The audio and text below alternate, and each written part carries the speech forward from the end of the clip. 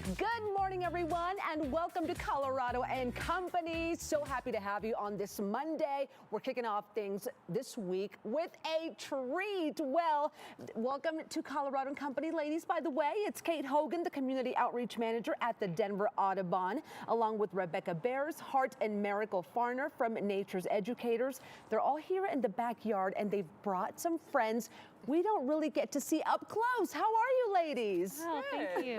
Good, thank you. Well, thank you for being here. Rebecca, I'll start with you. Who did you bring today? Well, with me, I have a eastern screech owl, Thistle, and then over with Miracle, we have a Eurasian eagle owl, Slater. Oh my goodness, I had never seen owls this close.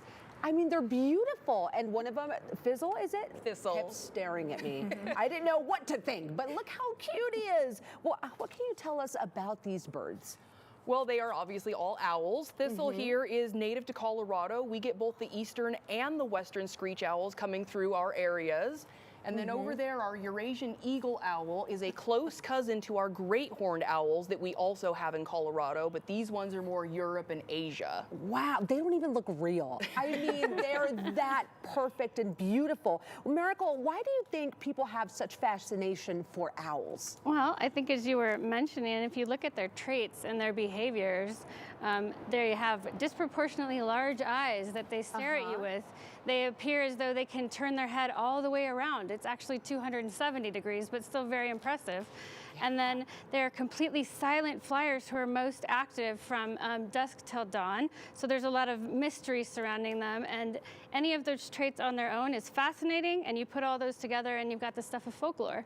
They are just stunning. Now, another question I want to ask is, what can we learn from owls? You're right, there's so many different things surrounding owls, but what do you think is something interesting we could all take? Definitely. So owls and all raptors are an indicator species, meaning if we study their health, we also learn a lot about the ecological habitats they live in. And on a more personal or owl level, they would like us to learn to stop using rodenticides because like our barn owl can consume 1,000 mice a year. So we could just look out for them. We could look out for them. Now, Kate, I want to bring you in. How many species of owls are just right here in Colorado? So we usually have 10 species of owl. We have a couple that migrate in and out of the state as well. So there's a lot of owl diversity, maybe not as much as other birds, but most of them are here year-round in the state with us. Why is it so hard to get your eye on an owl or actually spot them? They're amazing at camouflage. So if you look at this little screech owl here, he blends in perfectly with the bark of some of our cottonwood trees. He does. And so they're really difficult to hear. Sometimes you can, or to see, sometimes you can hear them if you're really good at kind of understanding their vocalizations, but oftentimes you have to be up pretty late at night in order to hear them. So yeah, there's a lot of great opportunity to see them, but you have to sort of make the effort to go out and really be in search for them and look for them. Spot them. Where do they hang out? So they're all over our neighborhoods. So where we're at down in Littleton, there's actually a ton of eastern screech owls and great horned owls all over the place. But because they're really secretive, you don't see them very often. And then all of our state parks have a lot of really wonderful habitat for owls, and then also up in the mountains and the foothills as well. Okay, now I'll stay up late, no problem. I've just never spotted an owl, and to see them up close really is fascinating. What advice do you have for people who I've always wanted to see an owl and really get this close to them? Yeah, so as somebody who actually leads outdoor programs, it's still very difficult to do. Part of it, though, is understanding where in the habitat you should look. So oftentimes when I see them during the day, it's actually because they're sleeping against a tree trunk.